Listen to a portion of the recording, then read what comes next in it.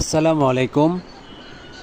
আশা করি সরকারি প্রাথমিক বিদ্যালয়ের সকল শিক্ষক ও শিক্ষিকাবৃন্দ ভালো আছেন আর ভালো থাকেন সে দোয়াই করি।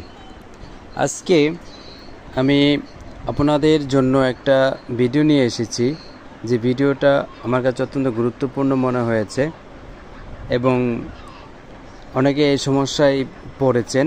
এই সমস্যাটি সমাধানের জন্যই এই ভিডিওটি তৈরি করেছি আমি। আসুন কথা না বলে ভিডিওটির দিকে যাই। আমরা যারা চাহিদা প্রস্তুত করেছি, এখানে একটা বিষয় লক্ষ্য করবেন, সরকার ঘোষণা করেছে যে একটা পরিবারে যদি একই স্কুলে 3 সন্তান পড়ে, তাহলে একই মোবাইল নাম্বার একই এনআইডি দিয়ে রেজিস্ট্রেশন করা হয়, তাহলে প্রথম 2 জন সন্তান পাবেন, শেষের যে ছোট সন্তান তিনি পাবেন না। কিন্তু এটা আমরা অনেকেই হয়তো এন্ট্রি করে ফেলেছি এবং চাহিদাও প্রস্তুত করে ফেলেছি। যখন আমরা এই রকম যখন আমরা এটা চাহিদা প্রস্তুত করে ক্লাস্টারে জমা হয়েছে, যখন ক্লাস্টার থেকে চাহিদা ক্লাস্টারে জমা দান এই অপশনে জমা হয়েছে, ক্লাস্টারে জমা দান এই অপশন থেকে যখন আমরা শিক্ষার্থীদেরকে ইউ স্যারের কাছে পাঠাবো, তখনই এই যে দেখুন একটা নাম আছে মোহাম্মদ রবিউল আওয়াল, এভাবে পুরো অংশটাই লাল হয়ে গেছে, গাঢ় লাল হয়ে গেছে।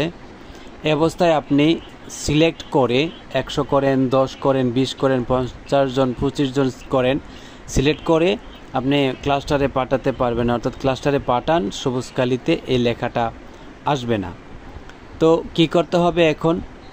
এই যে এই লাল রঙে ভিতরে যে নামটা আছে মোহাম্মদ রবিউল, এরকম যতজনই থাকে তাকে কি করবেন, এইভাবে এই যে এখানে ক্লিক করলে সিলেক্ট হবে, তাকে সিলেক্ট করে নিচে যেতে হবে। নিচে গিয়ে সংশোধন নামক একটা অংশ আছে, এই সংশোধন নামক অংশনে ক্লিক করলে এটা আপনাকে ক্লাস্টারে জমাদান নিয়ে যাবে। অর্থাৎ আপনি কি সেটা পাঠাতে চান, এরকম হবে। আপনি হাতে ক্লিক করবেন, হাতে ক্লিক করার পর এটা চাহিদা প্রস্তুত অংশের মধ্যে, বেনিফিশিয়ারির চাহিদা প্রস্তুত অংশের মধ্যে আবার জমা হবে।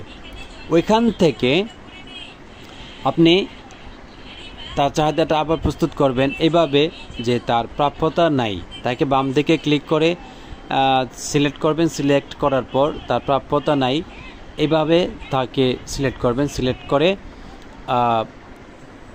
সংরক্ষণ করবেন। সংরক্ষণ করার পর সে ক্লাস্টারে জমাদান অটোমেটিক চলে আসবে, তখন আপনি ক্লাস্টারে জমাদান করতে পারবেন এবং সিলেক্ট করলে ক্লাস্টারে জমাদান যে পপ আপ বক্সটি আছে সেটাও চলে আসবে, আপনি তাকে পাঠাতে পারবেন। এভাবে যদি গাঢ় লাল করা স্টুডেন্ট থাকে তাহলে ক্লাস্টারে পাঠানোর কথাটা আসবে না।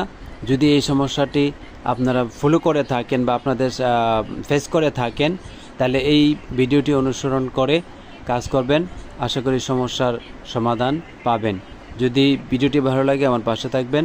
আসসালামু আলাইকুম, সবাই ভালো থাকবেন, খোদা হাফেজ।